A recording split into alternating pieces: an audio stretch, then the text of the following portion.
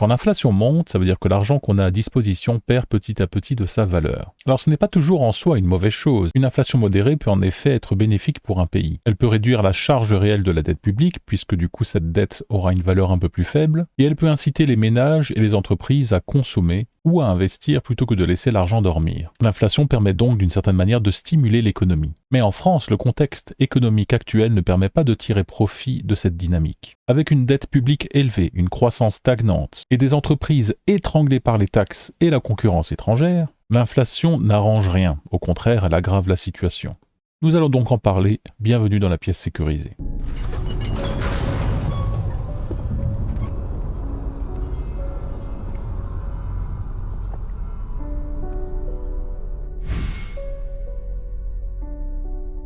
Alors on peut arguer du fait que l'inflation sera plus faible cette année que l'année dernière, parce qu'en effet elle était plus ou moins autour de 5% et elle devrait être globalement autour de 2,5% cette année. Mais ces 2% cette année agissent de manière cumulative, ils s'ajoutent aux 5% déjà de l'année dernière. Les 5% de l'année dernière ne sont pas oubliés, ils sont toujours là, et chaque année c'est ainsi la valeur érodée qui est réduite encore davantage. On sait en plus qu'on traverse une période économique importante et l'inflation vient souvent punir les années suivantes. Donc pour moi, en tout cas, le pire reste à venir. Écoutons rapidement de nouveau Marc Ferracci, l'ancien ministre chargé de l'industrie. Des annonces de fermeture de sites, il y en aura probablement dans les semaines et les mois qui viennent. Des milliers d'emplois, des dizaines de milliers d'emplois, 100 000 emplois, c'est ce qu'on entend. Regardez l'excitation de la journaliste, hein. Des milliers, des dizaines, des centaines. Jusqu'où on peut aller? Les entreprises font face à différentes menaces. La concurrence étrangère qui est féroce et qui va le devenir davantage encore dans les prochains temps, une fiscalité asphyxiante et une situation économique qui ne fait qu'empirer.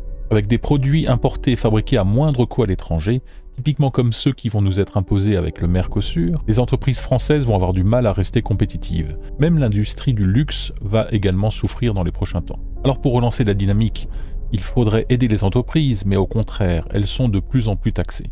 Et la dégradation de la note financière de la France en est un témoin typique. Ce n'est pas spécifiquement l'arrivée de François Bayrou qui est le déclencheur, c'est une accumulation de symptômes déjà présents qui montrent que la dégradation ne va qu'empirer. Et face à cette situation, si on reprend le discours de François Bayrou, on va probablement être témoin d'un terrible attentisme.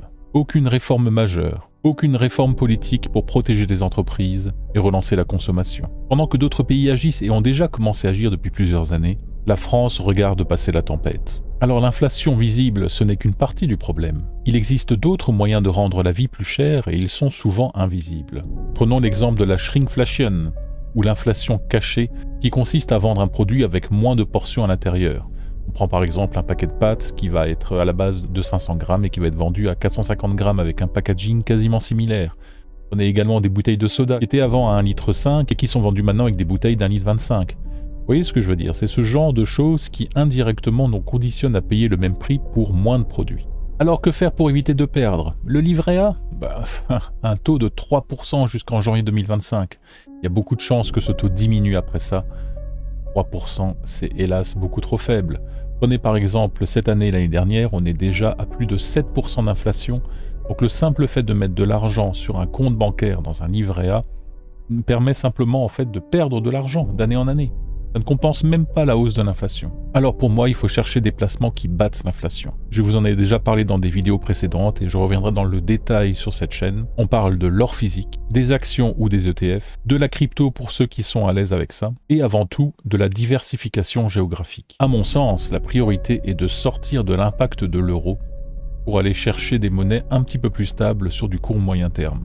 Mon choix est donc pour l'instant de m'orienter vers le dollar, qui devrait normalement, au cours des 2-3 prochaines années, monter tranquillement, en tout cas mieux résister à ce qui arrive que l'euro.